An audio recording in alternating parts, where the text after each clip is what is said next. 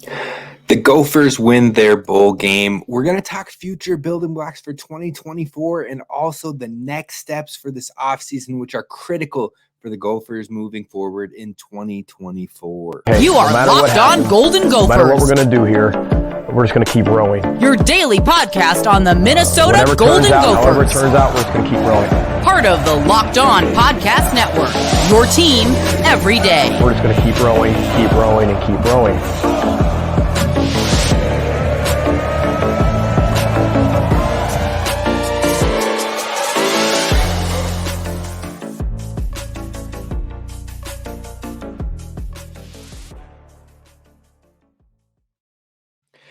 You're listening to Locked On Golden Gophers, part of the Locked On Podcast Network, your team every day.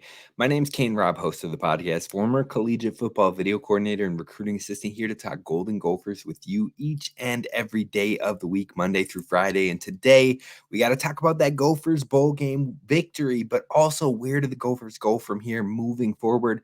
We're going to talk about who could be the building blocks for 2024, as well as next steps in the offseason for the Minnesota Gophers. Now, we're going to be diving in deep to Minnesota Gophers football throughout this offseason. So if you want to listen to Gophers Daily Sports, you're talking Gophers football, both the basketball teams, and I still owe y'all. I still got to get into some of these hockey shows as well, get Dylan Laux back on the show, but we're going to make it happen here at Locked On Golden Gophers. So be sure to hit subscribe and share and like and comment so others can find the channel as well.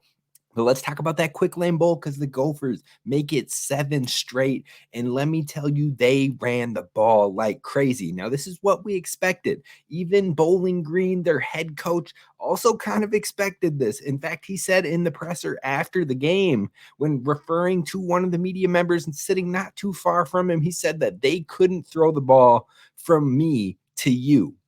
Now, hearing that, it kind of is a slap in the face to Minnesota, talking about, oh, they can't pass the ball and all this. But if you know that this team can't pass the ball and they're very one-dimensional due to their personnel issues, how come you couldn't stop them? How come you couldn't get your team the victory, being the 7-5 actually eligible, as everybody wanted to point out? But you couldn't get the dub. Minnesota gets the win with a 5-win season, turns into a 6-win season, because Minnesota, even with the good academics, gets into a bowl game and proves that regardless of the situation, they can ground and pound that ball. Now, besides running the ball, the next common thing that you saw on that television broadcast, if you weren't there in person, was mentioning of Cole Kramer, his fiance, and their wedding. Now, if it wasn't for the station, I don't know if many people would know that he was going to get married, but at the same time, they were treating this like it was Travis Kelce and Taylor Swift all over again. And I don't know how they wanted to really dive into that more so than they did, but they found a way. And on top of that, I wouldn't be surprised if both of them wanted to get completely off the grid after that experience. But regardless, shout out to Cole Kramer, who stepped up and really, his effect might not have been huge in the passing game, only passing for 26 yards, but he still had an impact. 3 total touchdowns in this game, which was critical because we needed those scores. We only won by 1 touchdown, regardless of the spacing of the score throughout the game. The Gophers had control for a lot of this one, but it was a tight one down to the wire. Now, that being said, overall, he did have an interception that was critical in that first half and allowed Bowling Green to take a 1-point lead heading into halftime, and that put Minnesota in a tough position. But overall, shout out to Cole Kramer for getting us through that bowl game and bringing experience, but also getting to start his first game. Then let's flip it to the defense a little bit. Now, Minnesota's defense showed decently well, especially given the circumstances. You lost your defensive coordinator. You had a first-time play caller in there stepping up for you at the DC position. And then on top of that, you were missing multiple starters and impact players, rotational players. Newbin wasn't in this one. Devin Williams wasn't in it. Maverick Baranowski, Darius Green, and a handful of others as well. Now, that means you had a lot of time for your younger players, and those younger players made some impact plays in this one, which was great to see for the Gophers moving forward into 2024. Zaquan Bryan had a huge pass breakup on a 3rd and long where he popped the ball out of their best player, their tight end, Fannin Jr.'s hands. On top of that, he prevented a touchdown on the drive following the Cole Kramer interception, and they only got a field goal to take a 1-point lead into the half. Kerry Brown Brown played well in the run fits. And on top of that, he was tied for second on the team in tackles. He was tied with another young guy in Coleman Bryson, who also was tied for second again in tackles. Then on top of that, you've got Tyler Stolsky. He was tied with Cody Lindenberg to lead the team in tackles, and he also had a big sack in this one. Lots of young players getting involved. Anthony Smith made his presence felt. Joey Gerlach had a huge pressure in that fourth down, which led to a turnover on downs when Bowling Green was in the red zone. The young Gophers got it done, but I want to give a shout out to a veteran Gopher as well, Ja Joyner, who took a huge step up in this season, and it showed to cap it off with 2 sacks against Bowling Green, giving him 7.5 sacks on the season. Him and Coach Debo, that's a duo that they've just been fine-tuning the little details, and it shows. And so I am extremely excited to see how that goes into the 2024 season. But it doesn't stop there. It doesn't stop there for any of these young players. They have to keep the work going, because these might have gotten you looks and opportunities for spring ball and getting you maybe a first look or a second look within the rotation and within getting more snaps. But you have to continue to grind in the offseason, and how they grind this offseason will be the end decision when it comes to securing more snaps in 2024. Now, the one thing everyone is going to talk about from this game, and everyone will remember from this game, is obviously the bowl game MVP himself, Darius Taylor. This man was on a mission. 35 attempts, 208 rushing yards, 2 receptions, 11 receiving yards, and a touchdown. He was patient. He was always falling forward. He was creating something out of nothing seemingly every play, and natural instincts were very present in this one. Darius Taylor reminded Gophers fans, the rest of the Big Ten, and the whole nation that this kid is legit, even as a true freshman, and the sky is the limit. Now, we called this on the predictions episode. We had Tristyn Spann-Ford on here, and I told y'all this is a hometown game. His family, his friends, his coaches, his former teammates, they were going to be on hand, and I would be shocked if he didn't show out, and he showed out and then some. He did not disappoint, and it just goes to show you how special he could be in the future, because in 6 games this season, practically 5 games, because of the Nebraska game, he only really got 1 touch. In 5-6 games this season, he had 799 rush yards and 5 touchdowns, plus almost 100 receiving yards. Look, he is just getting started. He's going to be a problem in the Big Ten. Now, many might be worried about the number of touches that he had in yesterday's game because of potential injuries and what we saw this season and whatnot. And maybe it's not sustainable. And you could be right. It's not very sustainable to have 35 touches a game. And I agree 100% with that.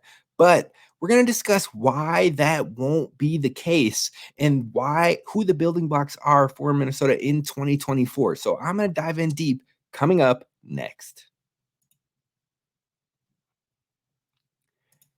First, I got to talk to you about our friends over at FanDuel, because right now FanDuel is giving new customers a chance to win $150 in bonus bets with any $5 winning moneyline bet. So if you're looking at all these college spreads and you're like, man, which team do I feel the greatest about winning their bowl game? You just go pick that team, put $5 down, and if they win, you get $150 in bonus bets. Now, if I had to pick, I'd probably be picking LSU in this one, even without their Heisman Trophy winning quarterback, because Wisconsin, they're missing Braylon Allen. He basically was a majority of their offense, and I just don't think they can get it done. I think LSU is going to run away with that one because they have talent that is deep on that roster. So their next couple guys, even without some of their starters, are still going to be up to par. Now, regardless, you pick your winner, and if they win in a $5 money line bet, you're getting $150 in bonus bets, and there's so much to choose from on the FanDuel app. So go to FanDuel.com/LockedOnCollege.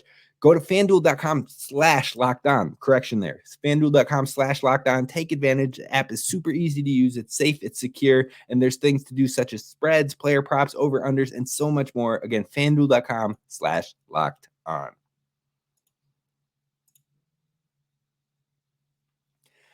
All right, Gophers fans, let's talk about these building blocks for Minnesota moving into 2024. Now, we just talked about Darius Taylor and how he will obviously be a major building block for Minnesota, both next year and moving forward. But I don't think fans should worry about him getting worn down because of yesterday's bowl game. That game was an anomaly in my eyes, because Will he have games with over 30 carries? Absolutely. It's going to happen. Depending on the matchup, depending on what's called for, he will have more than 30 carries in a couple games next year. But it won't happen on an every game basis. And yesterday's game was the perfect storm for Darius Taylor. You're talking about a game that you cannot lose due to the future recruiting. Then on top of that, you're playing against a defense that struggles a bit against the run. Those are two factors already. Then you don't have your starting quarterback, and the backup did not show that he could elevate the passing game. So you put those three factors together, and then you have this all-world, all-talented running back who hasn't played in multiple weeks and would not see the field unless he was 110% healthy and then some. And they made sure he was. And then you get him on that field and you see the flashes and you remind the fan base and you put the offense on his shoulders and you bring home the win. It just was the perfect storm to make something like that happen. I wouldn't expect that on an every game basis. And another factor in 2024 that can take some of the pressure off of Darius Taylor is Max Brosmer. Now, Max Brosmer is the future QB1 for the Gophers, coming over from New Hampshire. He comes from the FCS level, but he was a top 2 quarterback in the FCS last season. He's going to bring a lot more relevancy and efficiency to this passing game, which should hopefully let the passing game be complementary of the run game, allow you to take some play action shots and some explosive plays, as well as having a quarterback who has experience with him. He isn't some sort of quarterback that hasn't started at all, but he is someone that has done it at an elite level at the FCS. And he was one of the 2 best quarterbacks and a Walter Payton Award finalist, which is the Heisman of the FCS. So he has a ton of experience under his belt. And the FCS has provided very capable passers. You look at Joe Flacco, Tony Romo, Jimmy Garoppolo, Carson Wentz, Trey Lance, and there are more out there as well. Say what you will about their NFL careers, but they proved that the best in the FCS can translate.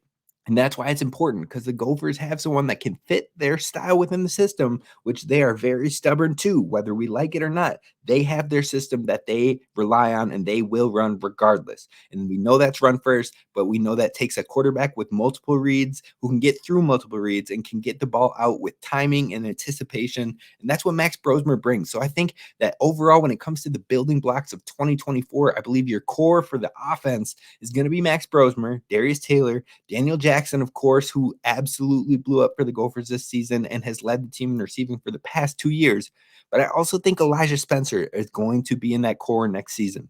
Probably gets a lot more looks across the middle with the slants like we saw in the spring game. We even saw a couple over the middle looks yesterday in the bowl game as well. With Tristyn Spann-Ford leaving, I think that middle of the field, you're going to need someone who can take over in the middle of the field. And I think Elijah Spencer can answer that call.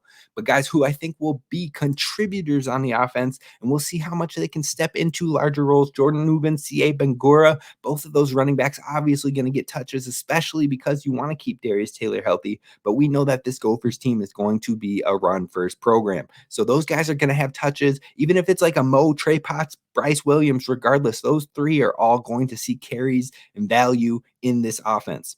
Then beyond them, you've got Le'Meke Brockington, who obviously carved out a role for himself, but then suffered an injury. We'll see how he comes back from that and where he fits in this offense. But I think Kenrick Lanier is a name you have to keep your eyes on. Now, this is one name I have been mentioning since the spring. I didn't think he was going to get a lot of time this year. I thought he was going to redshirt because of how deep our wide receiver room was.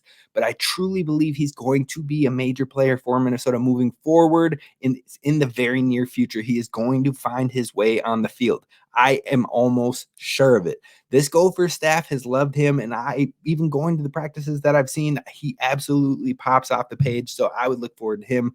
Now, the offensive line, it's in a good spot, I would say. You have all of your starters returning except for your center. Now, you have a bunch of young guys that maybe you can try out and get the future center going early this season, or maybe they hit the transfer portal and look for a guy to bring in. But regardless, you have a lot of experience coming back. Now, 2025 will be very interesting for the O-line to see who's up next, who's got next with Greg Johnson, who will likely still be there and at a staple on that offensive line. But you've got guys like Quinn Carroll, Tyler Cooper, or Ariante Ursery. They'll likely start next season. But then beyond that, who's got next beyond them. And I think you've got a lot of good prospects in there. You've got Nathan Roy, you've got Reese Tripp, you've got Phillip Daniels, you've got Brett Carroll. There's a lot of young guys waiting in the wings, ready to attack any opportunity that presents itself. Now you flip it over to the defensive side of ball, and you're looking at the core of Cody Lindenberg, who is absolutely the leader of that defense. He's probably the best player on the defense, but I think Ja Joyner can give him a run for his money for taking that title. Regardless, those two lead the way at your defensive line and your linebacker unit. You've got a decent front seven returning with Cody Lindenberg, Ja Joyner, Devin Eastern, Anthony Smith. Those guys are all going to be core players on this defense, and I think that they'll just take it up another notch working with Coach Debo into the 2024 season. But on the secondary level, I think you've got Justin Wally and Jack Henderson. Both of them are back and going to have impacts on the next season. Both of them likely starters stepping in for another year next year. Now, that will probably be the core of this defense for a vast majority of the snaps, but you've got guys like Ethan Robinson transferring in from Bucknell. You've got Craig McDonald, who is going to be probably a lot more present on the Gophers defense next season. Maverick Baranowski, Devin Williams, Zaquan Bryan. I think all of those guys are going to make a case for snaps in the 2024 year. And then on top of that, Coy Parrish. I think he is going to see time as a true freshman, plain and simple. Now, yes, I really believe he's going to make an impact, and I'm not just saying that because he's a Minnesota kid. Now, he's their top-rated recruiter, any of that. If you have the head coach saying that he believes you're one of the best high school athletes he has ever watched live and in person, you're going to find yourself on the field, plain and simple. And on top of that, when you're fending off blue blood schools like Ohio State and Florida State, last year it was Darius Taylor fighting off your Michigans and all that. When you're fighting off those big blue bloods and they commit here and they're wanting to be in here, that coach is going to find a way to get them on the field, plain and simple. Just like Darius Taylor, there was no intention of redshirting him this season. And if he wouldn't have got hurt, I am more than certain he would have played almost every single game this year. I wouldn't be surprised to see Coy Parrish have that same type of response from this coaching staff, especially losing All-American Tyler Nubin from the safety position. Darius Green started last year, but I don't think he has done anything to fully secure that he will for sure be the starter next year. He still has to earn it in this spring session. So I think between Coy Parrish, Kerry Brown, Darius Green, Coleman Bryson, maybe even Aiden Gooseby, I think you're going to see a real big battle at the safety position and who can take those two starting spots. Now, whoever does is obviously going to be a part of the core and a part of moving forward, because that safety position has been everything for the Minnesota on defense over the last few years. So there are definitely players, both veterans and younger players, to be excited about when it comes to this Gophers team in the next season. But it still depends on the work that comes this offseason in which the Gophers can obtain their goals. Because what you do from January to August is everything on whether you obtain your goals or whether you have a season that is below your expectations. And that all starts soon. So to wrap today's show up, we are going to talk about next steps for Minnesota in this offseason. There is one thing that is critical to the 2024 season. In fact, it might make or break the season, and we're going to talk about that coming up next.